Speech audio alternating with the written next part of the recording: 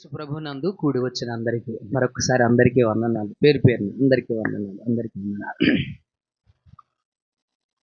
దేవుని వాక్యాన్ని మనం చదువుకుందాం.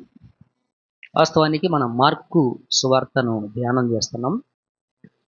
మార్కు సువార్తలో దగ్గరగా మనం 47 పాఠాలు ఎలాగో మనం నేర్చుకున్నాము. 46 పాఠాలు మనం నేర్చుకున్నాము. 35 నుంచి 39 వచనాలు మనం ధ్యానం చేసాము. ఈరోజు దాన్ని కొంచెం మనం స్కిప్ చేద్దాం, ఎందుకంటే అది రెగ్యులర్గా మనకు వస్తున్న పాఠం కదా. కొంచెం మనకి కూడా మైండ్ చేంజ్ అవుతుంది.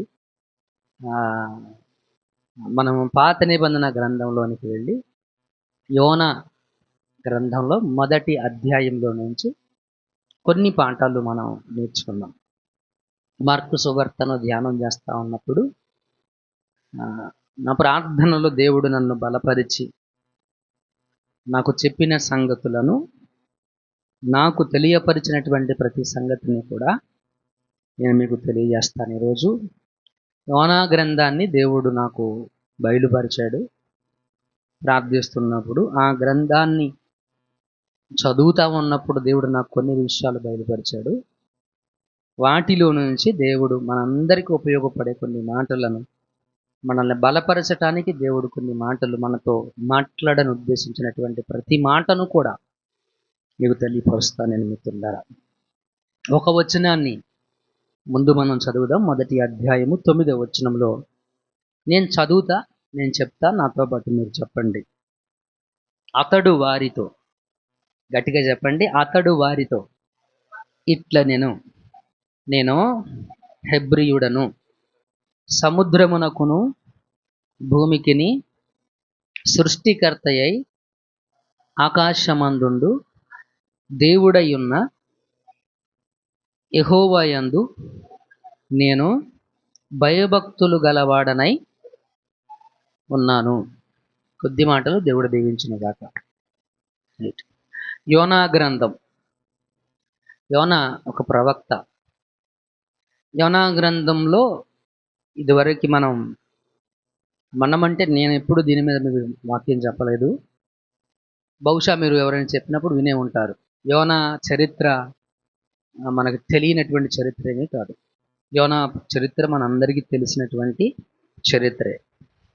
యోనాని దేవుడు ఒక ఊరు వెళ్ళమంటాడు. ఊరు పేరేంటి? నినివే. నినివే పట్టణానికి వెళ్ళమంటాడు. నినివే పట్టణానికి ఎందుకు వెళ్ళమన్నాడు?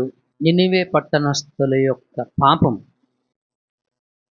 వారి దోషం ఘోరమైపోయింది. అంటే ఇక మరీ దారుణంగా ప్రవర్తిస్తున్నారు. వెళ్ళి వాళ్ళకి దుర్గతి పడుతుంది అని నువ్వు చెప్పు అని చెప్పి యోనాని నినివే పట్టణానికి పంపుతాడు.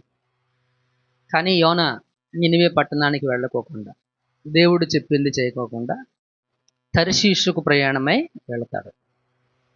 ఈ వాడ ప్రయాణంలో ఏం జరుగుతుంది?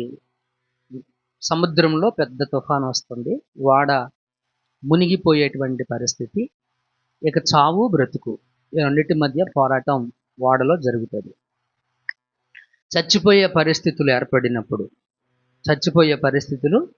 ఏర్పడినప్పుడు ఈ వాడలో ప్రయాణం చేస్తున్నటువంటి ప్రయాణికులు వారి దేవతలకు ప్రార్థన చేశారు.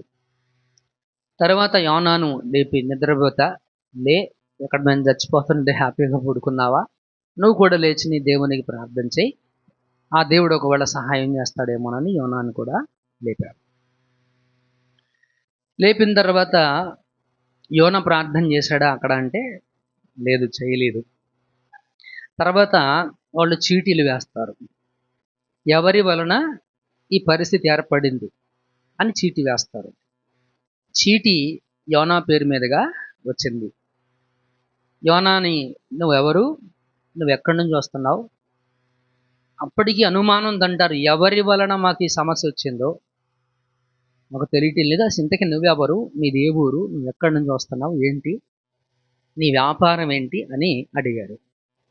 దానికి యోనా జవాబిస్తూ, నేను హెబ్రీయుడను, ఆకాశానికి సముద్రానికి సృష్టికర్త అయి పరలోకమందున్న అంటే ఆకాశమందున్న దేవుడై ఉన్న యెహోవా ఎడల నేను భయము భక్తి కలిగినటువంటి వాడను అని చెప్పాడు. మరి అయితే ఏంటి పరిస్థితి ఏంటి? ఏం చేద్దాం? ఏం చేస్తారు అంటే, మీ ప్రాణాలు మీరు కాపాడుకోవాలంటే నన్ను ఎత్తి సముద్రంలో పడవేయమన్నారు. యోనా పడవేయమని చెప్పిన వెంటనే పడేయలేదు. వీళ్ళు ప్రయత్నం చేశారు ఆ ఓడను ఒడ్డుకు తీసుకురావాలని. ప్రయత్నం విఫలమైపోయింది. తరువాత యోనాను సముద్రంలో ఎత్తి పడేశారు. సముద్రం నిమ్మళమైంది. ఆ తుఫాన్ అంతా కూడాను ఆగిపోయింది. యోనా సముద్ర గర్భంలోకి వెళ్ళిన తర్వాత ఒక పెద్ద చాపను దేవుడు ఏర్పాటు చేశాడు. అది యోనాను మింగింది. 3 రోజులు యోనా చాప కడుపులో ఉన్నాడు. 3 రోజులు చాప కడుపులో ఏం చేశాడు అంటే ప్రార్థన చేశాడు అని అక్కడ లేఖనం చెప్తా ఉంది. ప్రార్థన చేసిన తర్వాత యోనా నినివే పట్టణానికి వెళతాడు. ఒక్కరోజే ప్రసంగం చేస్తాడు. 3 రోజులు తిరగలేదు. ఆ పట్టణం 3 రోజుల ప్రయాణం. 3 రోజులు నడిచి వెళ్తే ఎంత దూరం వెళతామో అంత దూర ప్రయాణం ఆ పట్టణం. 3 రోజులు మనం తిరిగామనుకోండి నడిచి ఖాళీ నడకన, ఎంత దూరం వెళతాం? ఎన్ని కిలోమీటర్లు వెళ్ళగలం 3 రోజుల్లో? విజయవాడ పైనే వెళ్తాం నడుచుకుంటా. 3 రోజులు రాత్రింబగళ్ళ ప్రయాణం. విజయవాడ పైనే వెళ్తాం మనం. అంత పెద్ద పట్టణం, మహాపట్టణం అది. ఆ పట్టణం అంతా తిరగలేదు యోనా. ఒకే ఒక రోజు చిన్న వీధిలోకి వెళ్ళి ఆ వీధిలో ప్రసంగం చేస్తాడు. ఆ ప్రసంగం అక్కడ విన్నవారు వెంటనే భయపడతారు. అది ఆ నోట రాజుగారి దగ్గరికి వెళుతుంది ఆ ప్రసంగం. రాజుగారు పట్టణస్థులందరికీ చెప్తాడు, ఈరోజు మీరు ఉపవాసం ఉండండి, ఈరోజు దేవుడు ఒకవేళ మన మీద కనికరం ఉంచుతాడేమో అని చెప్పేసి రాజుగారు తాకీదులు జారీ చేస్తాడు. రాజుగారి మాట మేరకు కనీసం ఆ ఊరిలో పశువులు కూడా మేత మేయకోకుండా అందరూ కూడా వాళ్ళు ఉపవాసం ఉంటారు. తర్వాత చెడ్డవారు వారు చెడు మార్గములను మానుకున్నారనే మాట కూడా కనబడుతుంది. వారు చెడు నడతలు మానుకొని ఉపవాసం ఉండి ప్రార్థన చేశాడు. దేవుడు వారి మీద కనికరించాడు. దేవుడు వారిని ఏమీ చేయకోకుండా వదిలేసినందుకు యోనాకి కోపం వచ్చింది. అది 4వ అధ్యాయం. 1వ అధ్యాయంలో ప్రయాణం, 2వ అధ్యాయంలో ప్రార్థన, 3వ అధ్యాయంలో మార్పు, 4వ అధ్యాయంలోనేమో యోనా అసూయపడడం. దేవుడు ఒక సొర చెట్టును మొలిపించాడు. మంచి నీడ కింద ఆహా అని పడుకున్నాడు. మొలిపించిన వెంటనే కాసేపటికి ఒక పురుగును పంపించి సొర చెట్టు అంతా కూడాను తినేసింది. నీడ మాయమైపోయింది. నీడ లేకపోయేసరికి చెట్టును తిట్టుకున్నాడు. దేవుడు పాఠం చెప్తాడు అక్కడ, దీన్ని నువ్వు పుట్టించలేదు కదా, దాని మీద నీకు ఎందుకంత కోపం వచ్చింది అని అంటాడు. నువ్వు చేసింది కాదు, నువ్వు పుట్టించింది కాదు కదా, ఎందుకంత కోపం వచ్చింది? మరి ఆ పట్టణస్థులను నేను పుట్టించాను, నాకు బిడ్డలు వాళ్ళని నేను కాపాడవలసినటువంటి బాధ్యత నాకుంది. నా పిల్లల్ని నువ్వు చెప్పాలి, వెళ్ళి నేను చెప్పమన్నప్పుడు నేను చెప్పింది నువ్వు చెయ్యాలి. వెళ్ళి నువ్వెందుకంత కోపం తెచ్చుకున్నావు అని చెప్పేసి యోనాకి దేవుడు పాఠం నేర్పుతాడు. అక్కడితో యోనా గ్రంథం అనేటువంటిది ముగించబడుతుంది. అయితే ఈరోజు మనం నేర్చుకునే పాఠం యోనా గురించి అయితే కాదు. యోనా గ్రంథములో యోనా గురించే ఎక్కువ పాఠాలు మనం వింటాం. యోనా ఏం చేశాడు ఏంటి అనేటువంటిది మనం వింటాం. కానీ ఈరోజు మనం నేర్చుకునే గ్రంథంలో పాఠం యోనా గురించి అయితే కాదు. యోనా గురించి మనం చాలా పాఠాలు విని ఉంటాం. దేవుని చిత్తం అయితే నేర్చుకుందాం, ఆ తర్వాత విషయం. కానీ ఈ పుస్తకంలో 4వ అధ్యాయంలో మనకి బాగా ఫోకస్డ్గా యోనా గ్రంథం అనగానే నినివే పట్టణస్థులు మారారు, నినివే పట్టణస్థులకి సువార్త ప్రకటించబడింది, నినివే పట్టణస్థులే మార్పు చెందారు అని అనుకుంటాం. కానీ మొదటి అధ్యాయం మనం స్టడీ చేస్తూ ఉన్నప్పుడు, నేర్చుకుంటూ ఉన్నప్పుడు, లోతుగా ధ్యానం చేస్తూ ఉన్నప్పుడు తర్షీషుకు ప్రయాణమై వెళుతున్నటువంటి ప్రయాణికుల యొక్క మారు మనసు గురించి ఈరోజు మనం నేర్చుకుంటున్నాం. హల్లెలూయా. ఎవరు మార్పు అండి? తర్షీషుకు ప్రయాణమై వెళుతున్నటువంటి ప్రయాణికులు, నావికులు లేదా ప్రయాణికులు, ట్రావెలర్స్, వీళ్ళు మారు మనసు పొందారండి. అది ఈరోజు మనం నేర్చుకుంటున్నాం. ఈ సందేశానికి మనం ఒక పేరు పెడితే మారు మనసు దేవుని కృప. ఈ 2 పేర్లు పెట్టచ్చు. మారు మనసు దేవుని కృప. మారు మనసు అంటే ఏంటి అనేది ఈ అధ్యాయంలో, మొదటి అధ్యాయంలో ఈరోజు మనం నేర్చుకునే పాఠంలో మనం నేర్చుకున్నాం. దేవుడు ఈ ప్రయాణికుల మీద చూపిన కృప ఏంటి అనేటువంటిది మనం నేర్చుకుందాం. కృప అనే పదం, హీబ్రూ పదం చైన్ అనే ఒక పదం ఉపయోగించాడు. ఏంటది? చైన్ కాదు, చెన్. ఏంటది? చెన్ అనే ఒక హీబ్రూ పదాన్ని ఉపయోగించాడు. దాని భావం ఏంటి అంటే, కృపకు నిర్వచనం చెబుతూ దాని భావం ఏం చెప్పాడు అంటే, కృప అనేటువంటి పదానికి భావం ఏంటి అని అంటే సానుభూతి. ఏంటది? సానుభూతి, కరుణ, దయ. ఈ మిళితమైనటువంటి పదము, ఈ గుణాలు మిళితమై ఉన్న పదాన్ని కృప అని అంటారు. సానుభూతి, దయ, ఇంకోటి కనికరం. ఈ గుణాలన్నీ కూడా మిళితమై ఉంటాయి కృప అనే పదంలో. ప్రేమ, అదే కృప. దానిని గురించి ఈరోజు పాఠంలో, దేవుని చిత్తమైతే ఈరోజు పాఠంలో మనం నేర్చుకుందాం మిత్రులారా. మనము లోతుగా అధ్యయనం చేసుకుంటూ వెళదాం. మనం చదివిన 9వ వచనం ఉంది కదా, ఈ వచనం ప్రసంగం. ఈ వచనం ఏంటది? ప్రసంగం. ఎవరికి ప్రసంగం చేస్తున్నాడు? యోనా అంటే వాడలో ప్రయాణం చేసే ప్రయాణికులకు దేవుని గురించి వాక్యం చెప్పాడు. ప్రసంగం అంటే గంటలు తరబడి చెప్పేది ప్రసంగం అనుకుంటాం, రోజులు తరబడి చెప్పేది ప్రసంగం అనుకుంటాం. Short and sweet message. ఏంటది? చాలా చిన్నది, చాలా తీయనైన అద్భుతమైనటువంటి ప్రసంగాన్ని యోనా వాడలో ప్రయాణం చేస్తున్నటువంటి నావికులకు చెప్పాడు. ఇతగాడు చేసినటువంటి ప్రసంగంలో 3 మాటలు చెప్పాడు. 3 మాటలు. 1, దేవుడు సృష్టికర్త. 2, దేవుడు ఆకాశమందున్నాడు. 3, దేవుడు యెహోవా. ఈ 3 మాటలే చెప్పాడు. ఎక్కువ ప్రసంగం ఏమీ చేయలే. ఆ ఒక్క ప్రసంగమే వాడలో ప్రయాణిస్తున్నటువంటి ప్రయాణికుల యొక్క హృదయం మార్పు చెందింది. ఆ ఒక్క ప్రసంగమే వారి జీవితాన్ని మార్చింది. ఆ ఒక్క ప్రసంగమే వారి జీవితాన్ని మార్చింది. ప్రయాణికుల జీవితాన్ని మార్చింది ఒకే ఒక ప్రసంగం, 9వ వచనంలో చెప్పినటువంటి ప్రసంగం. సో నౌ, ఇప్పుడు మనం ఏం చూడబోతున్నాం? ఈ ప్రసంగానికి ముందు ప్రయాణికులు, ఈ ప్రసంగం తర్వాత ప్రయాణికులు. అర్థమవుతుందండి?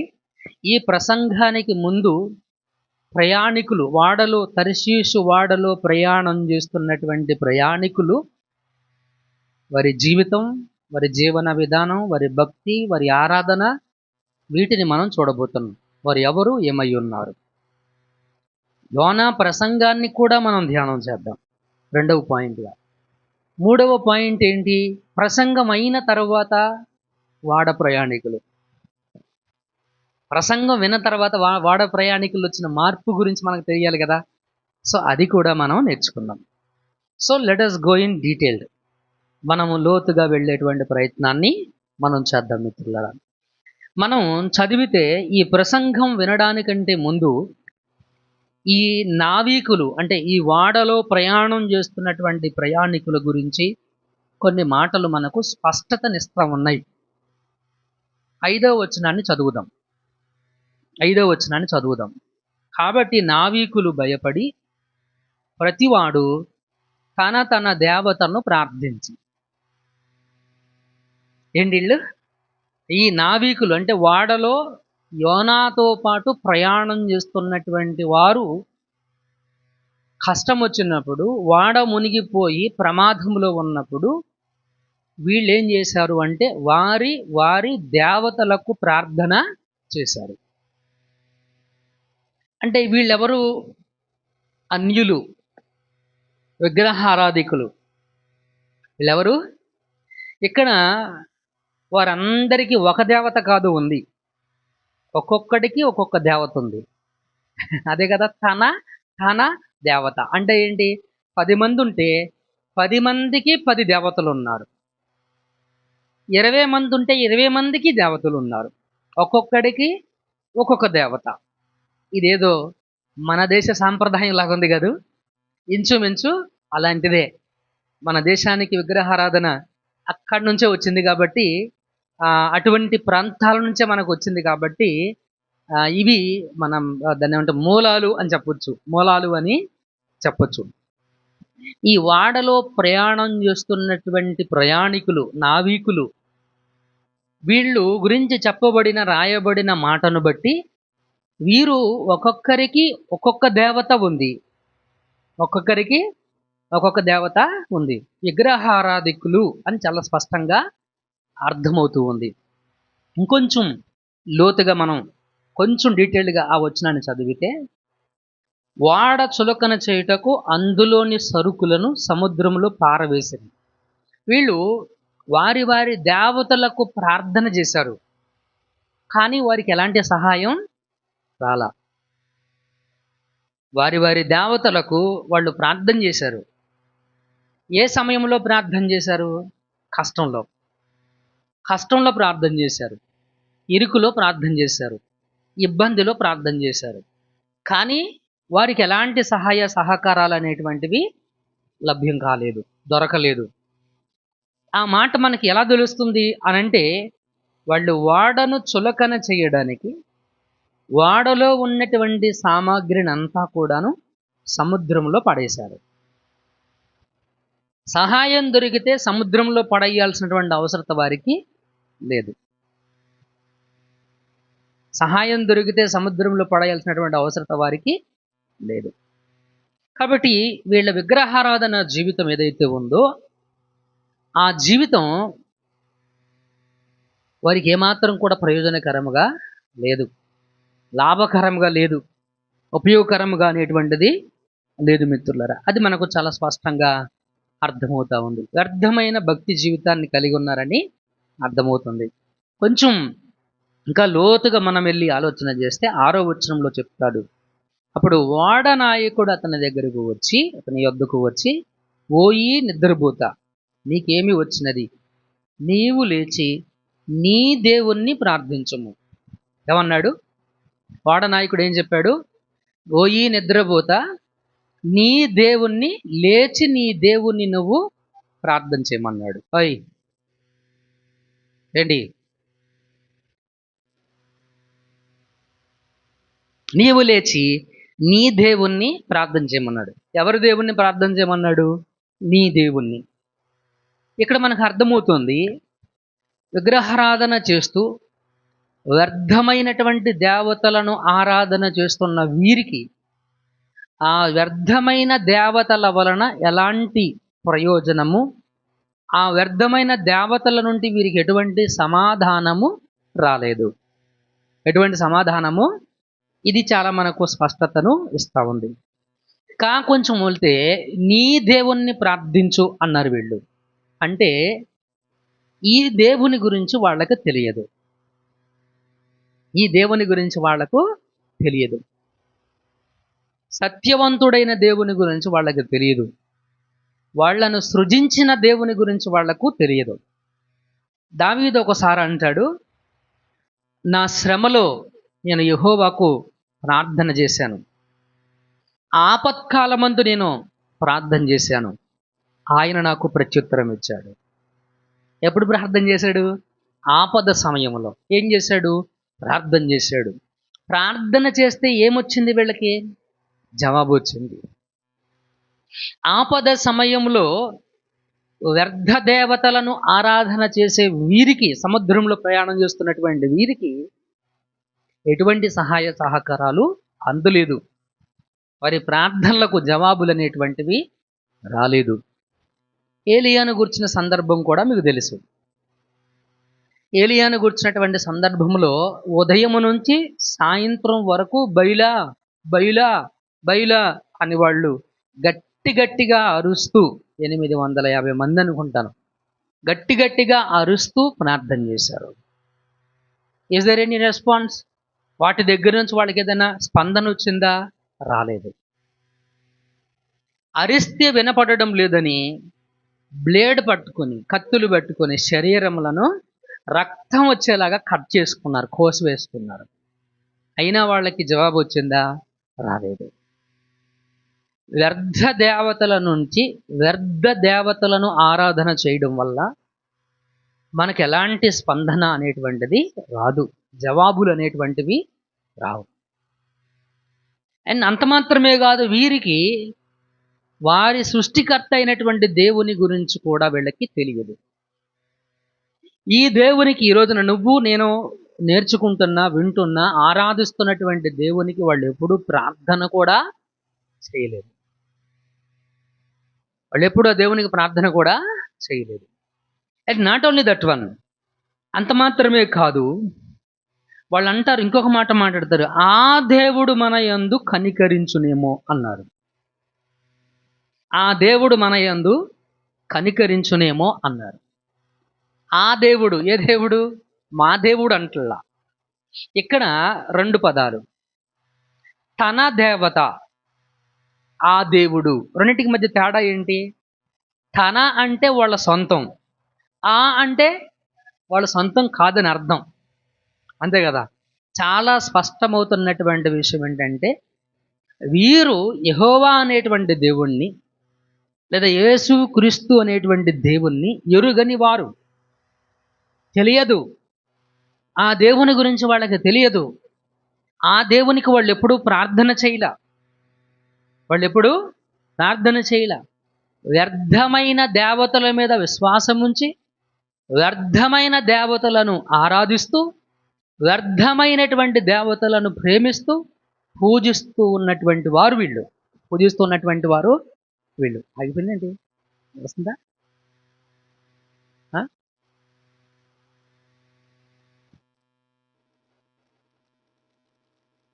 ఇది don't disturb mode on చేసలేదా?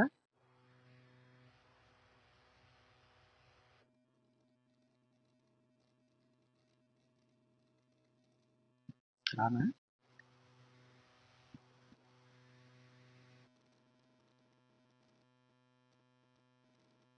Right, very good. వ్యర్థమైనటువంటి దేవతలను ఆరాధన చేస్తున్నటువంటి వారు వీళ్ళు. చూడండి, వారి జీవితం ఎలాంటి వ్యర్థమైనటువంటి జీవితంలో ఉందో మనకు అర్థమవుతుంది. పరిశుద్ధ లేఖనం ఈ వ్యర్థ దేవతలను ఆరాధించే వారి గురించి కొన్ని మాటలు చెప్పింది. వాక్యం ఏం చెప్పిందో 2వ అధ్యాయం 6వ వచనంలో చదవండి, 8వ వచనాన్ని చదవండి. అసత్యమైన వ్యర్థ దేవతల యందు లక్ష్యముంచువారు తమ కృపా ఆధారమును విసర్జించుదురు. ఏంటిది? అసత్యమైన వ్యర్థ దేవతల యందు లక్ష్యముంచేవారు అంటే వాటిని మీద గురి కలిగి, వాటిని విశ్వసించి, వాటికి మ్రొక్కి, వాటికి ప్రార్థన చేసేటువంటి వారు ఏం చేస్తారు ఏంటంటే కృపా ఆధారమును విసర్జిస్తారంటారు. కృపా ఆధారాన్ని ఇక్కడ విసర్జించడం అనే పదం దగ్గర ఏం రాశారంటే కోల్పోతారు. They will lose. వాళ్ళు ఏం కోల్పోతారు? కృపా ఆధారాన్ని కోల్పోతారు. ఈ వ్యర్థ దేవతల యందు లక్ష్యముంచి, వాటిని ప్రేమించి, వాటిని ఆరాధించి పూజించేవారు ఏం కోల్పోతారు అనంటే కృపాధారమును కోల్పోతారు. మనలో తెలియని విగ్రహారాధన ఉంది. చాలా సందర్భాల్లో మనం చెప్పుకునేయే కొత్త విషయాలేమీ కాదు. ముహూర్తం చూడడం విగ్రహారాధన కాదా? మంచి రోజు చెడ్డ రోజు అని చెప్పడం విగ్రహారాధన కాదా? ఏమండి? అవి విగ్రహారాధన కాదా? నేనైతే చెప్తాను, మీకు చాలా సందర్భాలు చెప్పిన మాట ఇది. దేవుడు తాను కలుగజేసిన సృష్టి ఆయన మంచిది అని చెప్పాడు. ఆయన మంచిది అని చెప్పిన దానిని నువ్వెవరు చెడ్డది అని చెప్పడానికి? చెడ్డది అని చెప్పే హక్కు నీకు ఎందుకు? అది కాదా దేవునికి విరోధంగా వ్యతిరేకంగా మాట్లాడడం? అది కాదా? శత్రువు ఎలా ఉంటాడు? ఎడ్డమంటే తెడ్డమంటాడు. ఆయన మంచిదంటే నువ్వు చెడ్డది అంటున్నావు. కాదు, ఇది చెడ్డది అని అంటున్నావు. మంగళవారం చెడ్డది అంటున్నావు, మంగళవారం రాకూడదు అంటున్నావు, మంగళవారం వెళ్ళకూడదు అంటున్నావు, చచ్చిపోయిన ఇంటికి వెళ్ళిన తర్వాత దీపం చూడాలంటున్నావు, మాట్లాడకూడదు అంటున్నావు, వాళ్ళని అంటుకోకూడదు అంటున్నావు, మైలు అంటున్నావు. ఇవన్నీ ఏంటి? ఇది విగ్రహారాధన కాదా? Is this not the worship of Idol? ఇది కాదా వ్యర్థ దేవతలను ఆరాధన చేయడం కాదా? అదంతా విగ్రహారాధనే. ఎవరో ఎదురు రావాలంటున్నావు, పొద్దున్న లేచి ఎవరిదో మొహం చూశానంటున్నావు, ఈ రోజులు ఎవడంగానే ఎవరు మొహం చూశానా అంటున్నావు. ఎవరో మొహం చూస్తే నీకు కీడు జరిగిద్దా? అంటే నీకు మంచి జరిగితేనేమో ఆడి మొహం మంచిది, నీకు చెడు జరిగితేనేమో ఆడి మొహం చెడ్డది. ఆడి మొహం చెడ్డది. ఎంత దుర్మార్గం ఇది! పరిశుద్ధ వాక్యం సామెతల గ్రంథాలు ఏం చెప్తాడంటే, తోటి మనిషిని చెడ్డవాడు అని నువ్వు చెప్పినప్పుడు ప్రతిసారి కూడా నీ సృష్టికర్తను నువ్వు దూషిస్తున్నావంట. ఎవరిని విమర్శిస్తున్నావు నువ్వు? సృష్టికర్తను విమర్శిస్తున్నావు, దేవుణ్ణే విమర్శిస్తున్నావు నువ్వు. ఎంత పాపం అది! ఎంత విగ్రహారాధన అది! మనం పక్కనోడు చెడ్డోడు అంటున్నాం కానీ మనం చెడ్డోళ్ళం అన్న సంగతి మర్చిపోతున్నాం. చెడు పక్కనోళ్ళలో ఉంది, నీలో కూడా ఉంది. నువ్వు చెడ్డవాడివే, నీ పక్కనున్నవాడు కూడా చెడ్డవాడే. నీతిమంతుడు లేడు, ఒక్కడు కూడా లేడు. ఈ స్పష్టత మనకు ఉండాలి. ఈ విగ్రహారాధన చేసేటువంటి వారు ఇదే విగ్రహారాధన జీవితం. పక్కనోడు చెడ్డోడని చెప్పడం విగ్రహారాధన కాదా? ఆలోచన చేయండి. మనకు తెలియని విగ్రహారాధన, తెలియని కాదు, మనము ఆ విగ్రహారాధన మీద లేదా ఆ వ్యర్థ దేవత ఆరాధన మీద మనకి మోజు తగ్గల, వ్యామోహం అనేటువంటిది తగ్గల. అది అలాగే ఉండిపోయింది. ఆ వ్యామోహం. యేసుక్రీస్తు నమ్మాము, రక్షించబడ్డాము, బాప్తిసం తీసుకున్నాము, ప్రార్థనకు వస్తాము, వాక్యం చదువుతాము, పాటలు పాడతాము, అన్నీ చేస్తాము. కానీ ఆ విగ్రహ సంబంధమైన లేదా వ్యర్థ దేవత ఆరాధన భక్తి ఇంకా నీ లోపల అది అలాగే ఉండిపోయింది. నువ్వు ఒక వాస్తు చూసేవాడిగా ఉన్నావు. వాస్తులో ఏమీ లేదు, అవునా కదా?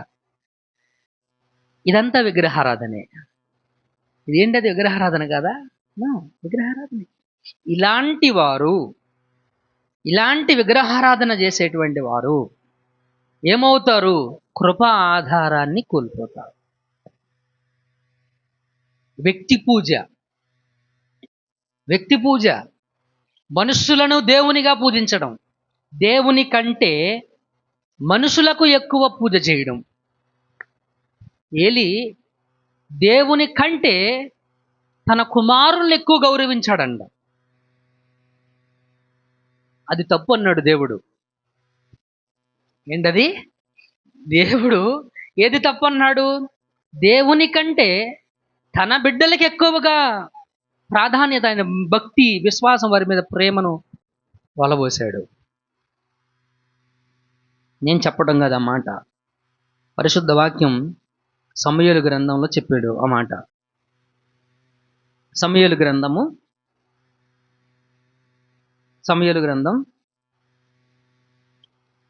2వ అధ్యాయం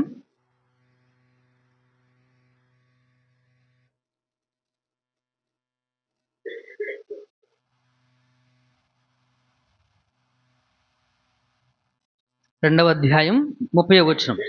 నీ ఇంటి వారును నీ పితరుని ఇంటి వారును నీ సన్నిధిని యాజకత్వము జరిగించుదరని యెహోవా ఆజ్ఞ ఇచ్చి ఉన్నను. ఇప్పుడు అది నా మనస్సునకు కేవలం ప్రతికూలమాయను. ఇశ్రాయేలు దేవుడైన యెహోవా సెలవిచ్చున్నాడు. కావున యెహోవా వాక్కు ఏదనగా, నన్ను గణపరిచిన వారిని నేను గణపరుచుదును, నన్ను తృణీకరించిన వారు తృణీకారముందెదరు. ఎవరైతే దేవుణ్ణి గణపరుస్తారో వారిని దేవుడు ఎవరైతే దేవుణ్ణి గౌరవిస్తారో వారినే దేవుడు గౌరవిస్తాడు. ఎవరైతే ఆయనను తృణీకరిస్తారో వారిని దేవుడు తృణీకరిస్తాడు. ఇక్కడ జరిగిన విషయం ఏంటి అని అంటే, ఇక్కడ ఏలీ అనేటువంటి యాజకుడు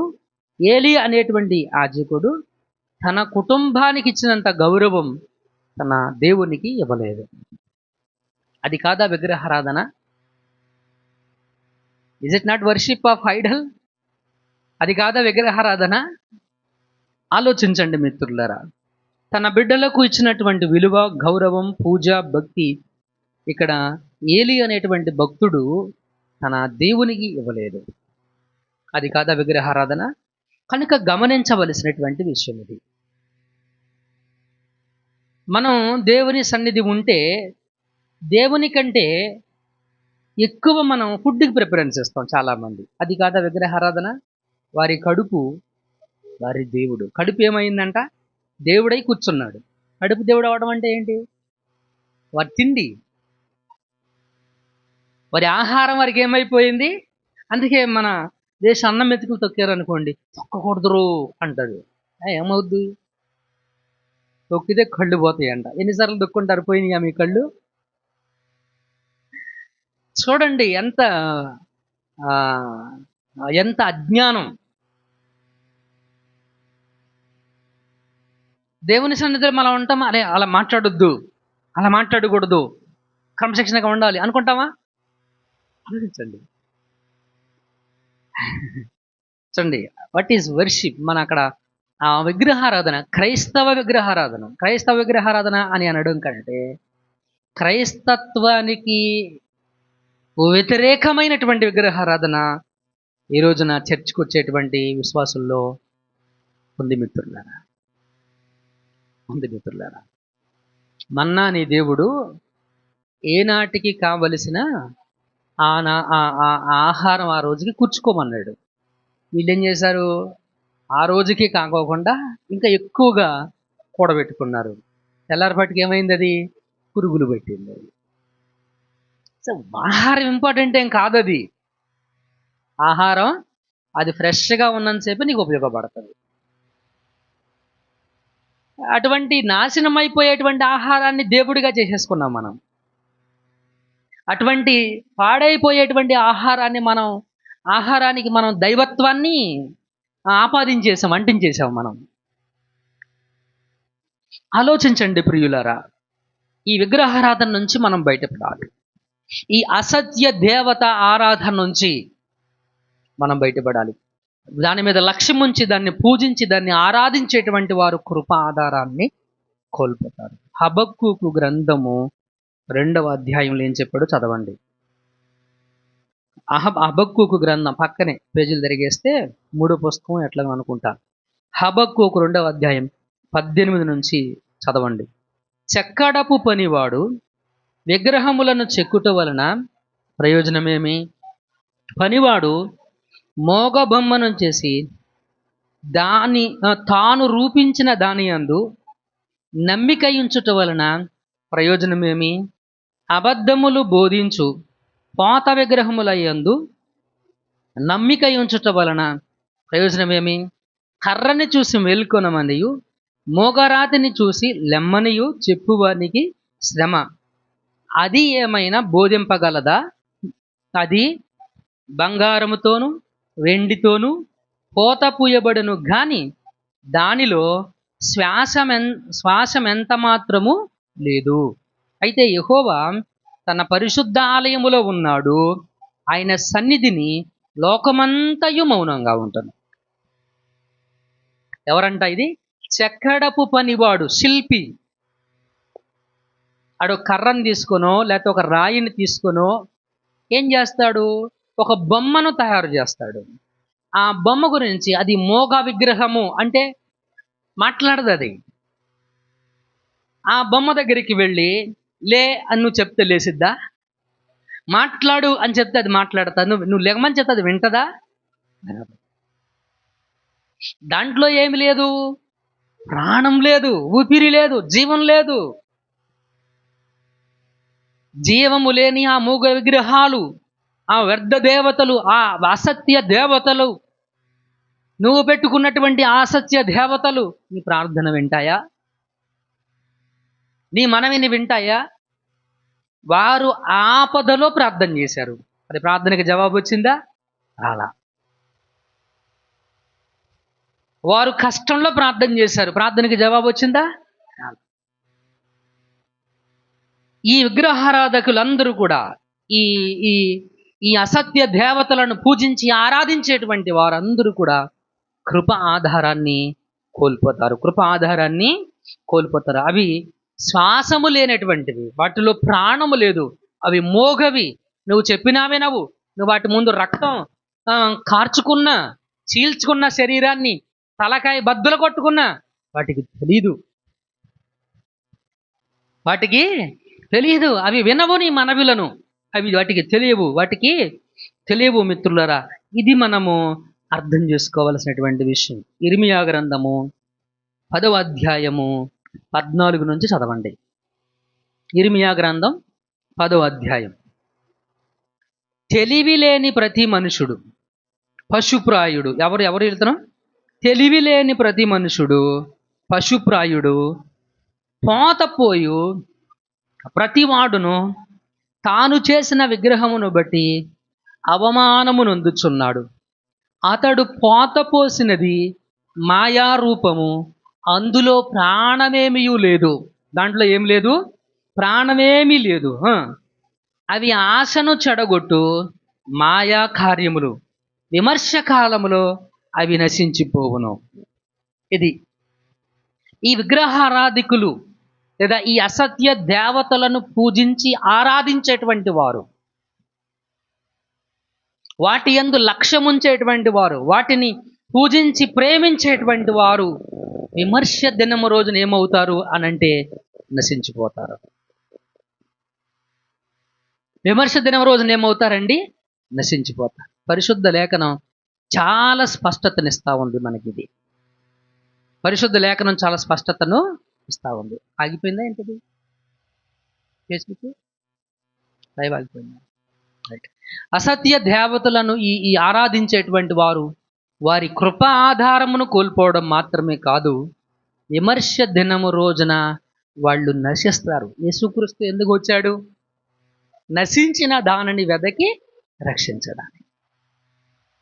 యేసుక్రీస్తు ఒక మాట చెప్పాడు, నాయందు దేవుడు లోకమును ఎంతో ప్రేమించను, కాగా తన అద్వితీయ కుమారునిగా పుట్టిన వాని యందు విశ్వాసముంచు ప్రతి ఒక్కరు నశించక నిత్య జీవం పొందినట్లు దేవుడు ఆయనను అనుగ్రహించాడు. క్రీస్తుని మీకు ఎందుకు ఇచ్చాడు? మనం ఎవ్వరము కూడా నాశనము కాకోకుండా మనము కోల్పోయినటువంటి నిత్య జీవాన్ని మరలా మనము తిరిగి పొందుకోవడానికి మన తండ్రి అయినటువంటి దేవుడు మనకు నిత్య జీవం ఇవ్వడానికి క్రీస్తును మనకు అనుగ్రహించాడు. మీరు మీ అపరాధముల చేతను పాపముల చేతను చచ్చిన వారై ఉన్నారు. చచ్చిపోవడం అంటే రైట్, వి లూజ్. ఏ జీవం మనం కోల్పోయాం? నిత్య జీవాన్ని మనం కోల్పోయాం. అది తిరిగి దేవుడు నీకు ఇవ్వడానికి యేసుక్రీస్తు భూలోకానికి వచ్చాడు. ఈయన అసత్య దేవుడు కాదు, ఈయన అసత్య దేవుడు కాదు, అసత్య దేవత కాదు. నీకోసం ప్రాణం పెట్టినవాడు, నీకోసం చనిపోవడానికి కూడా వెనకడుగు వేయినవాడు, నీకు కోల్పోయిన నీ జీవాన్ని మరలా నీకు తిరిగి ఇవ్వడానికి వచ్చినటువంటి వాడు, కోల్పోయిన నీ జీవాన్ని తిరిగి మరలా నీకు ఇవ్వడానికి వచ్చినటువంటి వాడు. ఆలోచించండి ప్రియ మిత్రులారా, ఆలోచించండి ప్రియ దేవుని సంగమా. ఈరోజు ప్రభువు తన మాటల ద్వారా, తన వాక్యం ద్వారా దేవుడిని దర్శిస్తున్నాడు. ఈ వాడలో ప్రయాణం చేసేటువంటి నావికులు యోనా ప్రసంగానికి ముందు ఒక అసత్య దేవతలను, విగ్రహములను పూజించి వాటి మీద నమ్మకం ఉంచి ప్రార్థించినటువంటి వారు వీళ్ళు. ఈ నావికులు ఎవరైతే ఉన్నారో వీళ్ళు దేవుని కృప ఆధారాన్ని కోల్పోతున్నటువంటి వారు. వీళ్ళ దశ, వీళ్ళ గమ్యం ఏంటి అనంటే విమర్శ దినము రోజున వీళ్ళు నాశనానికి వెళ్ళేటువంటి వారు. విమర్శ దినము రోజున వీళ్ళు నాశనానికి పోయేటువంటి వారు. 8వ వచనం చదవండి. 10వ అధ్యాయం ఇర్మీయా గ్రంథం 8వ వచనం. జనులు కేవలము పశుప్రాయులు, అవివేకులు. బొమ్మల పూజ వలన వచ్చు జ్ఞానము వ్యర్థం. ఏంటది? బొమ్మల పూజ వలన వచ్చు జ్ఞానం ఏంటది? దారాలు ఎందుకు కట్టుకుంటాం? పిచ్చి కాకపోతే దారం కట్టుకుంటే వ్యాధి పోద్దా? దారం కట్టుకుంటే దురద తగ్గిద్దా? ఇది అజ్ఞానం కాదు. ఇది నిమ్మకాయ దొక్కొచ్చాడంట, అందుకే చచ్చిపోయాడు. విక్రమ్ గారు అన్నట్టు పోస్ట్ మార్టం చేసి చూద్దాము, వాడు నిమ్మకాయ దొక్కటం వల్ల చచ్చిపోయాడో లేకపోతే గుండెపోటు రావడం వల్ల చచ్చిపోయాడో తెలిసింది మనకి. దాటొచ్చాడు, దాటి రాకూడదు. చెల్లంగి పొల్ల ఎన్ని దాటొస్తే మనకి అమ్మ బ్రతకరు వాళ్ళు అంటారా? అదేంటది? అజ్ఞానం. అందుకే చెప్పాడు, జనులు కేవలము పశుప్రాయులు, అవివేకులు. అవివేకులు అంటే ఏంటండి? జ్ఞానం లేకపోవడం. మొన్న మధ్య చూశాను నేను ఒక రీల్లో చూశాను. ఒకడు కుంకాన్ని పసుపుని కలిపి దారిలో ఈ పొడుగు నుంచి ఆ పొడుగుకి పోసాడు. కింద పోసి ఏం చేశాడు అనంటే నిమ్మకాయలకి 4 బొట్లు పెట్టి నిమ్మకాయలు వరుసగా పెట్టాడు. గుండాగిపోయింది అక్కడ. అలాగే ఎవరు కూడా ఆ గీత దాటి వెళ్ళట్లేదు. ఒకడేమో ఆ తుప్పల్లో నుంచి వెళ్తున్నాడు, ఒకడేమో ఆ బ్రిడ్జి పైకి దూకి వెళ్తున్నాడు. చూడండి ఎంత అజ్ఞానం.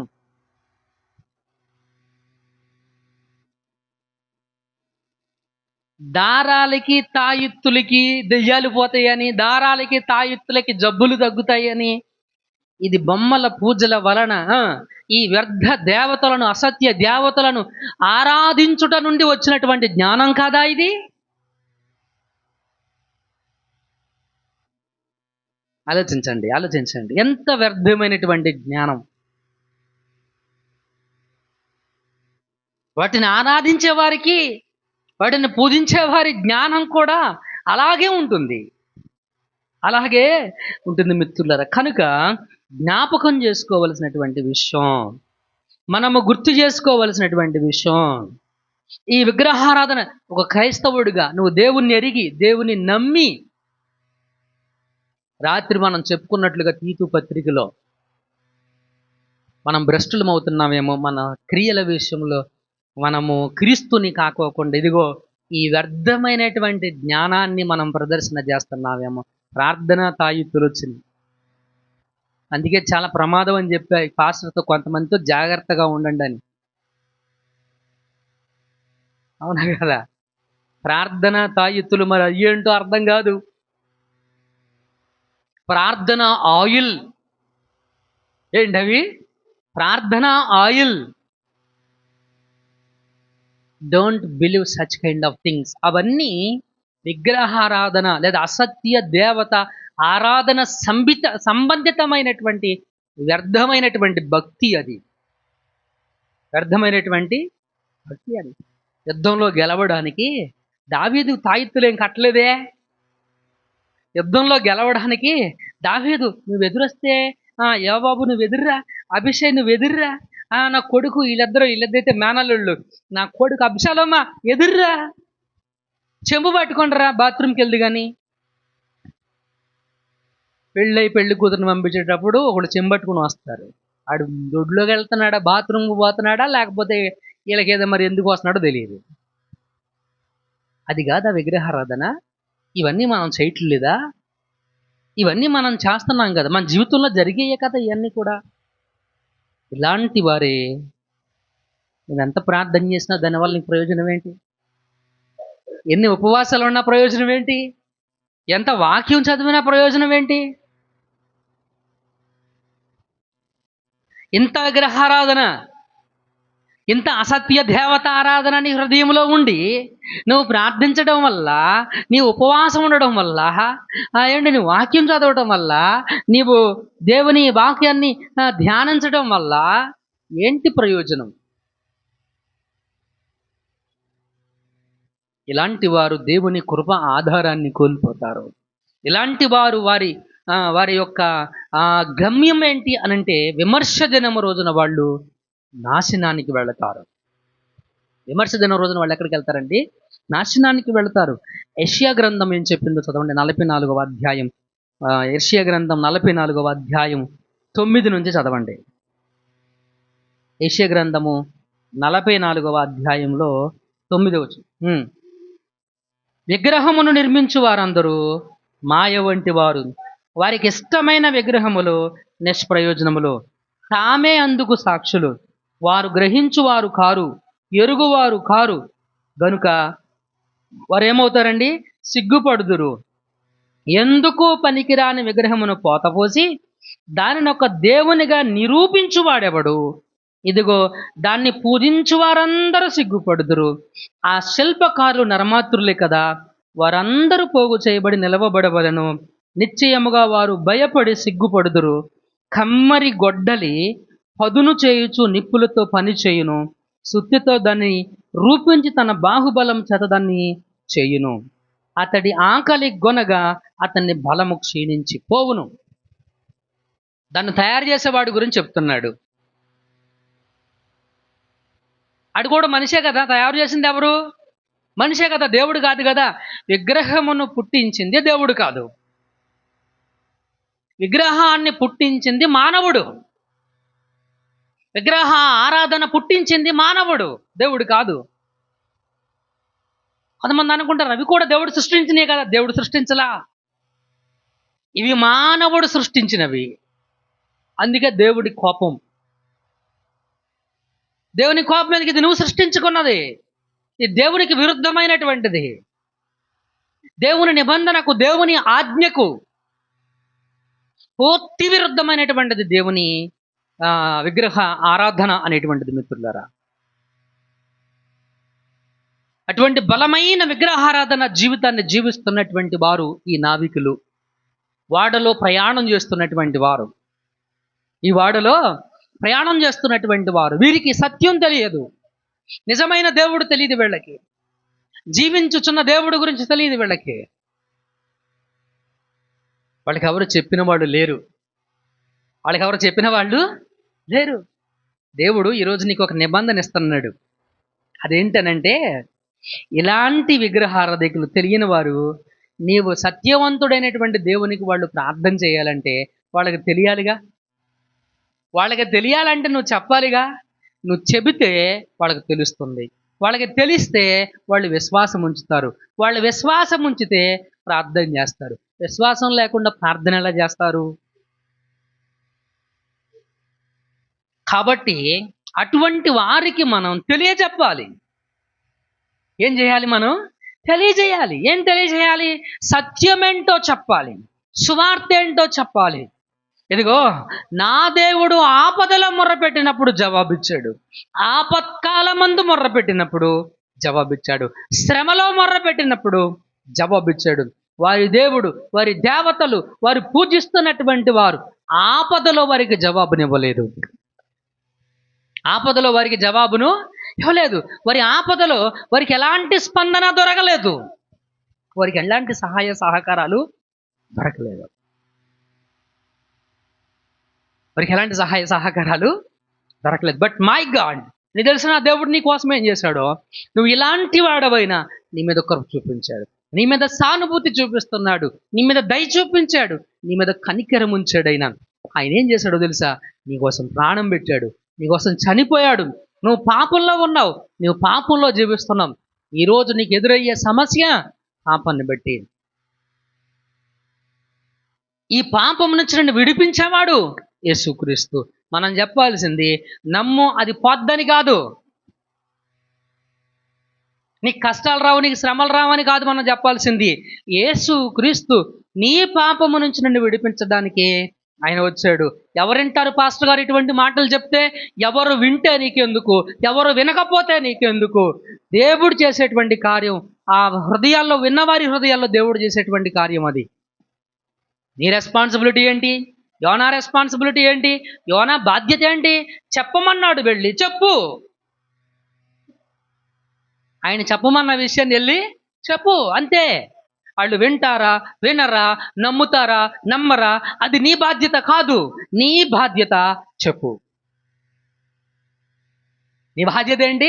తెలియచేయి, తెలియపరచు, అర్థమయ్యేలాగా చెప్పు, అర్థమయ్యేలాగా వివరించు, ప్రభునందు ప్రియమైనటువంటి దేవుని బిడ్డలారా, ఈ రోజున మరి దేవుడు నీకు ఇచ్చినటువంటి ఈ కమాండ్మెంట్ని, ఈ ఆజ్ఞను కూడా మీరు జ్ఞాపకం చేసుకోవాలి. ఊరికే ఆదివారం ఆరాధనకు వచ్చి కూర్చొని పాటలు పాడి స్తుతించి వెళ్ళిపోవడం కాదు. అది కాదు భక్తి జీవితం. మనలో ప్రతి ఒక్కరి మీద ఉన్నటువంటి బాధ్యత, నీవు నమ్మి, నువ్వు విశ్వసించి, నీకు నిత్య జీవం ఇచ్చి, నీ కోసం ప్రాణం పెట్టి, నీ కోసం చనిపోయినటువంటి క్రీస్తును గురించి ఇతరులకు చెప్పవలసినటువంటి బాధ్యత నీ మీద ఉంది మిత్రులారా, నీ మీద. అప్పుడప్పుడు కొన్ని ఉదాహరణలు చెప్తా ఉంటారు. ఇప్పుడు కాపరి వలన మంద విస్తరిస్తుందా, మంద విస్తరింపజేస్తుందా? అది కాపరి ఏం చేస్తాడు? కాస్తాడు. మనం ఎంతమందికి దేవుని గురించి చెప్తున్నాం? ఎంతమందికి మనం దేవుని గురించి చెప్తున్నాం? యోనా చెప్పాడు. చూడండి, వారి విగ్రహారాధన కృప ఆధారాన్ని కోల్పోయారు. వారి గమ్యం ఏంటి? నాశనానికి గురిగా ఉన్నటువంటి వారు. వాళ్ళు వ్యర్థమైనటువంటి ఆరాధన చేస్తున్నటువంటి వాళ్ళు, వ్యర్థమైన భక్తి విశ్వాస జీవితాలు కలిగినటువంటి వారు, వాళ్ళు అజ్ఞానంలో జీవిస్తున్నటువంటి వారు. అటువంటి వారి జీవితాన్ని మార్చింది ఒకే ఒక్క ప్రసంగం. దేవుని గురించి అతడు చెప్పినటువంటి 3 మాటలు. దేవుడి గురించి అతడు చెప్పినటువంటి 3 మాటలు. ఏం చెప్పాడు? ఆయన సృష్టికర్త, ఆయన ఆకాశమందున్నాడు, ఆయన యెహోవా. యెహోవా అంటే అర్థం ఏంటండి? జీవించేవాడు, ఆయన జీవం కలిగినటువంటి వాడు. 3 మాటలు, 3 ముక్కలు చెప్పేశాడు దేవుని గురించి.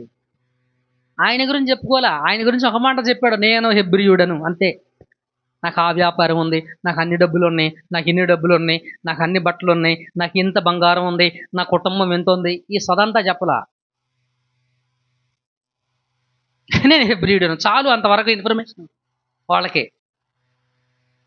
ఆ ఇన్ఫర్మేషన్ చాలు వాళ్ళకే.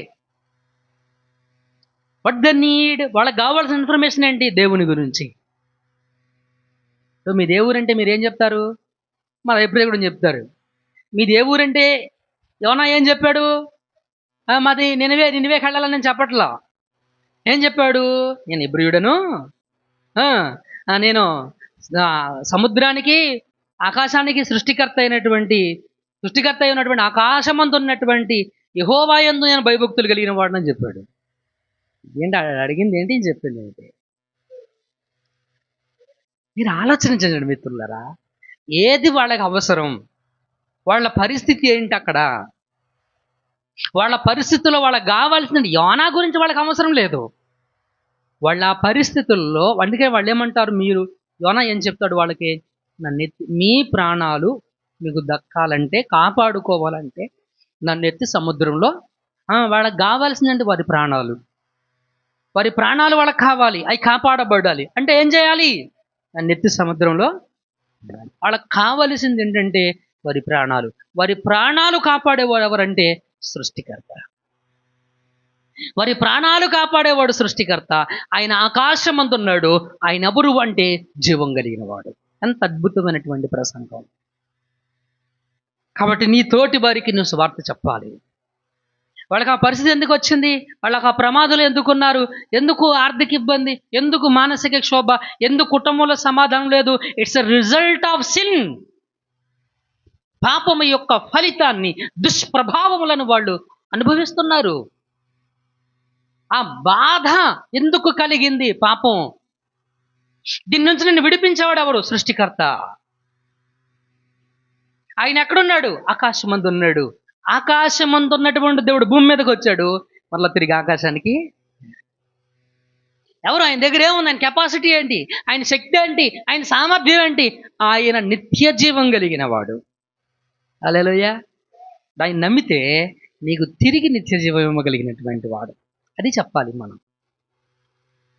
కనుక ప్రియులారా, నా ప్రసంగాన్ని నేను ముగిస్తూ ఉంటున్నాను.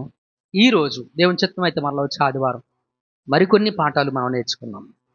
ఈరోజు ఈ అబాండెంట్ లైఫ్ చర్చ్ సంఘ సభ్యులందరితో కూడా దేవుడు మాట్లాడిన అంశం ఏంటనంటే, విగ్రహారాధన, అసత్య దేవత ఆరాధన, లేదా అసత్య దేవత ఆరాధన చేసేటువంటి వారు, వాటిని నమ్మి వాటిని పూజించేటువంటి వారు ఏంటి, వాళ్ళ పరిస్థితి ఏంటి అనంటే, కృపా ఆధారాన్ని వాళ్ళు కోల్పోతారు.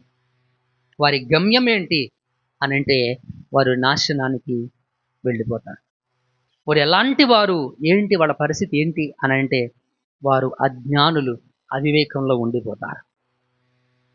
అజ్ఞానం అవివేకంలో ఉండిపోతారు. మరి ప్రాణాలను వాళ్ళు కోల్పోతారు. వారి జీవాన్ని వాళ్ళు కోల్పోయే పరిస్థితి. అటువంటి వారిని కాపాడే రెస్పాన్సిబిలిటీ మన అందరి మీద ఉంది. కాపాడడం అంటే వాళ్ళ మీద దెబ్బలాడి వాళ్ళ మీద రుద్దవసరంలా, చెప్పడమే. దేవుని గురించి వాళ్ళకు చెప్పడమే. హల్లెలూయా. అట్టి కృప దేవుడు మనందరికీ తోడించి నడిపించును గాక. ఆమేన్. కళ్ళు మూసుకోండి, ప్రార్థన చేద్దాం. దేవుని వాక్యాన్ని మనం విన్నాం, దేవుని మాటలు మనం విన్నాం. ఈరోజు దేవుడు నీతో చాలా స్పష్టంగా